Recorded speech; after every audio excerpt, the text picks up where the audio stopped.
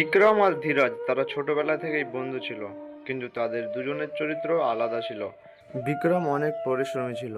সে প্রতিদিন সূর্য ওঠার আগে মাঠে কোদাল নিয়ে চলে যেত এবং প্রখর রোদে সে মাটি কাটত। অন্যদিকে ধীরাজ ছিল প্রচণ্ড অলস ব্যক্তি। কাজকে সে বোঝা মনে করত, তাই সে বেশিরভাগ সময় গাছের শীতল ছায়ায় ঘুমিয়ে থাকত অথবা গ্রামের লোকের সাথে গল্প করে পুরো দিন কাটিয়ে দিত। বিক্রম তাকে প্রতিদিন বোঝাতো, যদি তুমি কঠোর পরিশ্রম না করো তাহলে তার ফল কিভাবে পাবে। কিন্তু ধীরাজ বিক্রমের কথা হেসে উড়িয়ে দিত। তারপর কয়েকদিন কেটে যায়। কাজল, আজ জমিতে একটু বেশি সময় লাগবে, তাই দয়া করে এখনই আমার খাবার তৈরি করে দাও। আমি এটা নিয়ে গাছের ছায়ায় বসে খাবো। কাজল বলল, খাবার রেডি আছে, দাঁড়াও একটু, আমি দিচ্ছি। এই বলে কাজল তাকে খাবারটি দিয়ে দেয় এবং ধীরাজ খাবারটি নিয়ে কাজের দিকে রওনা দিয়ে দেয়। কিন্তু অন্যদিকে ধীরাজ এখনো ঘুমিয়েছিল, তাই তার বউ তাকে রাগারাগি করে ডাকাডাকি করছিল। হঠাৎ করে ধীরাজ ঘুম থেকে উঠে তার বউকে বলে, কি হয়েছে যে তুমি এত শোরগোল করছো? এখনো অনেক সময় বাকি আছে, আমাকে আস্তে আস্তে উঠতে দাও। তোমার এত তাড়াহুড়ো কেন? তারপর ধীরাজের বউ বলল, সুদে যে জমিতে টাকা নেওয়া আছে তুমি কি সেটা ভুলে গেছো? অনেক বেলা হয়ে গেছে, তুমি তাও ঘুমাচ্ছ। আমি চললাম, এত হট্টগোল করো না, এখনো সময় আছে। তুমি তোমার জায়গায় জমি পাবে।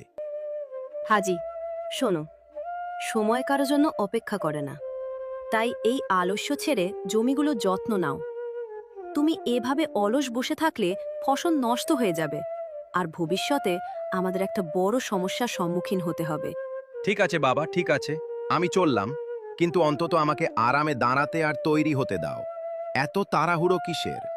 আমি খাবার পরিবেশন করছি, তুমি তাড়াতাড়ি তোমার হাতটা ধুয়ে এসো। আর দেরি করো না, আমাদের অনেক ঝামেলার সম্মুখীন হতে হবে। পুরো গ্রামে আমাদের ফসল সবার থেকে পিছিয়ে আছে। শুধু তোমার এই দীর্ঘস্থায়ী অলসতার জন্য সবাই আমাদের ছাড়িয়ে যায়। খাবারের জন্য কাছে কি শুধু এই ডাল ভাতই আছে? তুমি কোনো শুকনো সবজি রান্না করনি? প্রতিদিন একই খাবার খেতে খেতে আমি বিরক্ত হয়ে গেছি। টাকা থাকলেই সবজি কেনা যায়, কিন্তু আমার কাছে কোনো টাকা নেই। গত ফসল বেচে যা টাকা পেয়েছি তা দিয়ে আমরা এই জীবন চালাচ্ছি। এখন থেকে আপনি প্রতিদিন এই ডাল ভাতই খেতে পাবেন। যদি সবজি চান তাহলে মাঠে ঘাম ঝরিয়ে নতুন ফসল ফলান, নইলে ভবিষ্যতে এটাও পাবেন না। তোমার খোঁচা আর তর্ক শোনার বদলে বরং আমার এই ডাল ভাত খাওয়াই ভালো। আচ্ছা ঠিক আছে, এখন আমি সোজা মাঠে যাচ্ছি যাতে তুমি শান্ত হতে পারো। এই বলে ধীরাজ মাঠের দিকে রওনা দিয়ে দেয় এবং মাঠে বিক্রমের সাথে তার দেখা হয়। তোমাকে খুব অধৈর্য মনে হচ্ছে বিক্রম ভাই। সব কাজ শেষ করেই কি বিশ্রাম নেবে? আমার কথা শুনো, বাকিটা কালকের জন্য রেখে দাও। তোমার এত তাড়াহুড়ো কেন? ভাইয়া, অল্প কিছু কাজ বাকি আছে। আজকের এইটুকু শেষ করেই আমি বিশ্রাম নেব। আজ যদি চাষের কাজটা হয়ে যায় তাহলে কাল না থেমে মাঠে বীজ বুনব, যাতে সব কাজ সময় মতো শেষ হয়ে যায়। এই প্রখর রোদে আমার প্রচণ্ড ঘাম হচ্ছে।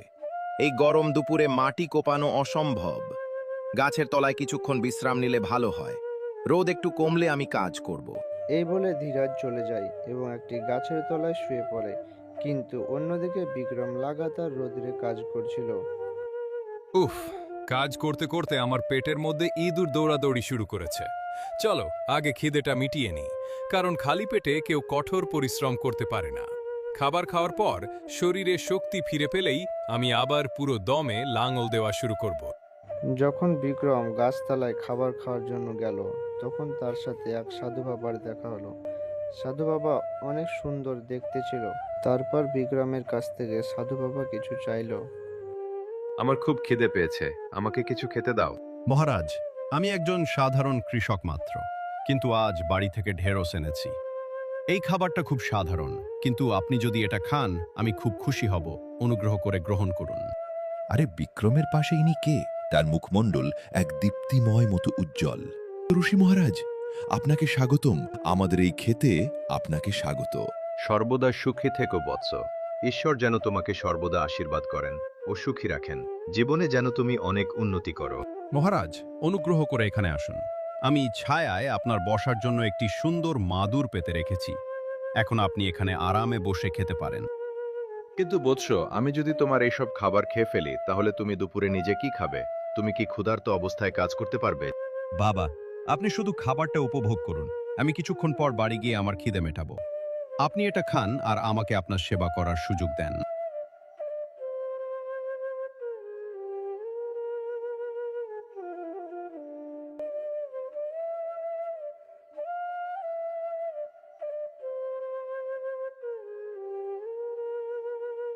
বৎস, তুমি অনেক ভালোবাসা দিয়ে খাইয়েছো, এর জন্য তোমাকে অনেক ধন্যবাদ ও আশীর্বাদ।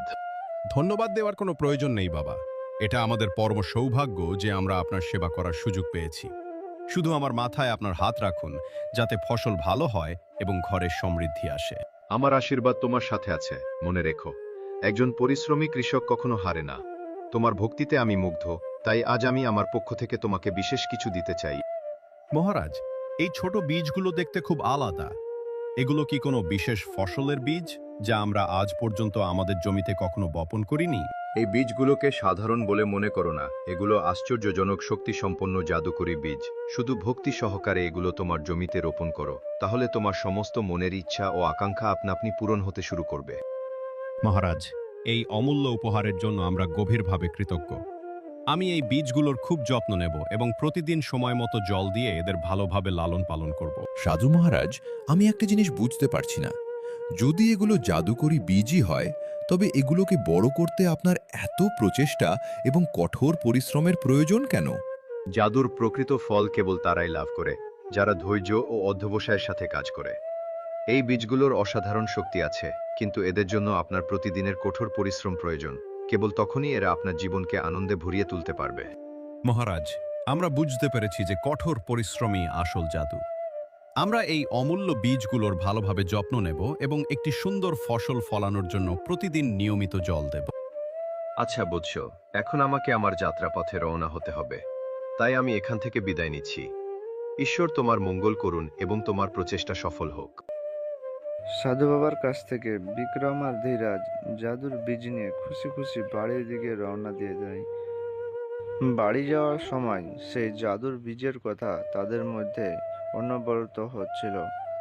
ভিডিওটির পার্ট 2 খুব শীঘ্রই আসবে, তাই পার্ট 2 দেখার জন্য কমেন্টে ইয়েস এবং সাবস্ক্রাইব করুন।